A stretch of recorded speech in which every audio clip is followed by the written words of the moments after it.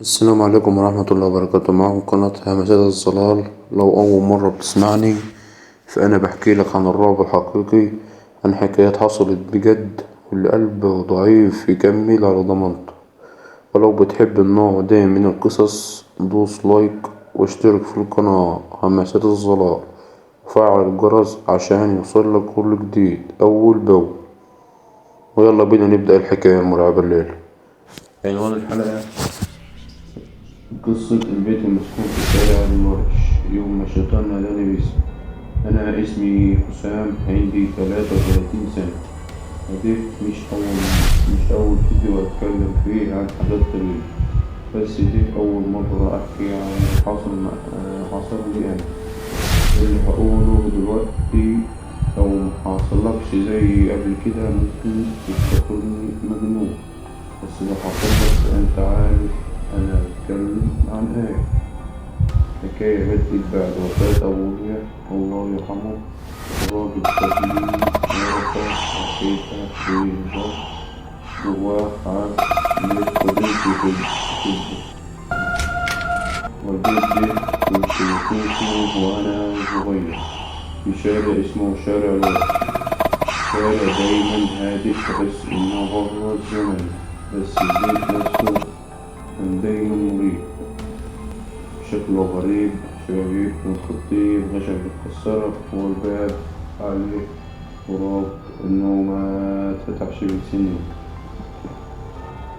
بعدما خلصت العزاء قررت أزور البيت، مكنتش ناوي أعيش فيه، كنت بفكر أبيعه أخلص. بس من أول ما وقفت قدامه حسيت بحاجة بتشدني.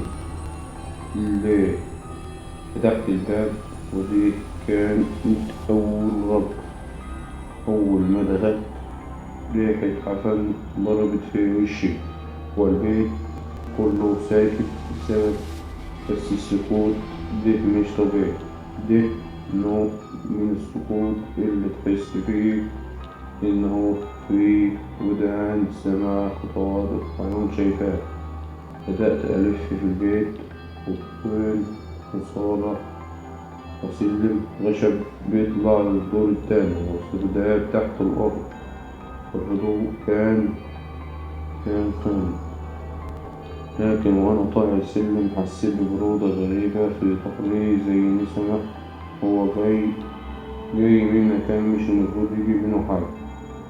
وصلت للدور التاني ولقيت أوضة مقفولة ببابها، مقفولة بقفل قديم، وفتحتها مش موجود. رجعت لتحت وقلت هاجي تاني يوم ومعايا نجار يفك القفل. لكن قبل ما أخرج سمعت حاجة، صوت خافت جاي من ورا الباب المقفول. كان صوت بيتمس باسم حسام. جسمي كله تشنج، واقف مكانه مش قادر أتحرك، مش قادر حتى أبلع ريقي. بس فجأة الصوت سكت. جريت وخرجت من البيت وقعدت في العربية مش قادر أصدق إني سمعت. رجعت تاني يوم عند النجار فعلا. الراجل أول ما شاف البيت قال لي أنت ناوي تدخل هنا؟ ده باين عليه مقبرة مش بيت. ضحكت بالعافية وقلت له اشتغل وخلاص. فتح الباب أخيرا ولقينا الأوضة شبه فاضية، فيها سرير معدن ومراية كبيرة وقماش سود وترابيزة عليها شمعدان قديم. بس اللي شد انتباهي كان دفتر صغير واقع تحت السرير.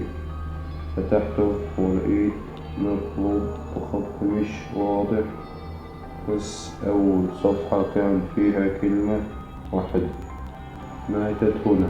النجار أول ما شاف الكلام قال لي أنا همشي، البيت ده مش طبيعي، هو تبات فيه.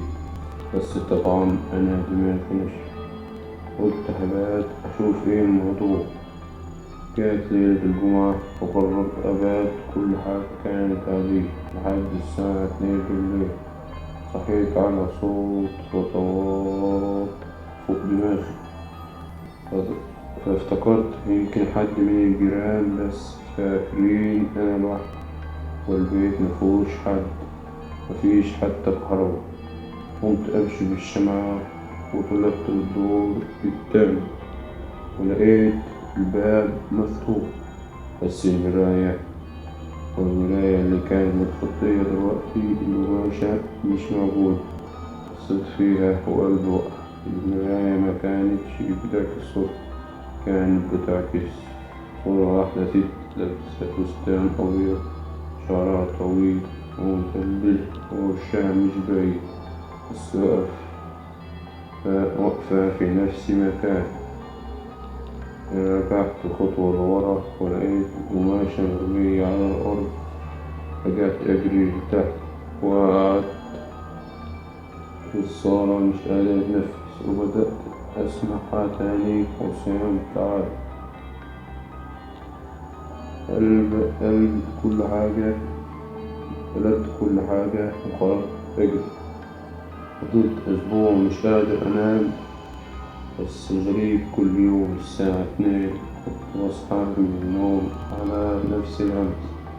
رحت للشيخ وريته الدفتر وقال لي إن المكتوب فيه ده مش عادي، ده طلاسم، وبيقول إن البيت ده كان طقوس وصفار. روح واحدة اسمها نايمة اتحرقت وهي عايشة في نفس الأوضة اللي أنا نمت فيها، وقال لي إنهم نادوا على كيان مش إنس، وإن الكيان ده بيتغذى على اللي بيفتح الباب ويقرأ.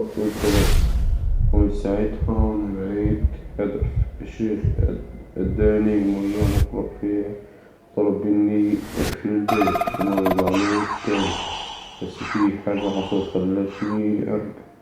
الدفتر لقيته تاني يوم الصبح على سريري في بيتي اللي بعيد عن البيت المسكون بكل هاد، وآخر صفحة فيه مكتوب بخط كبير يعني: أنا ما خلصتش معاك. لو وصلت لحد هنا أنت أكيد قلبك جامد، وعاوزك تقولي في كومنتات لو حصل معاك حاجة شبيهة، هتتكلم ولا هتسكت. متنساش تعمل لايك لو القصة عجبتك، واشترك في القناة حنفيات الظلام، ولو لسه مشتركتش وفعل الجرس عشان متفوتش أي قصة جاية. استناني في قصة جديدة مرعبة جدا الأسبوع الجاي. كانت معاكم قناة حنفيات الظلام، وافتكروني دايما: مش كل باب لازم يفتح، ومش كل نداء لازم ترد. السلام عليكم ورحمة الله وبركاته.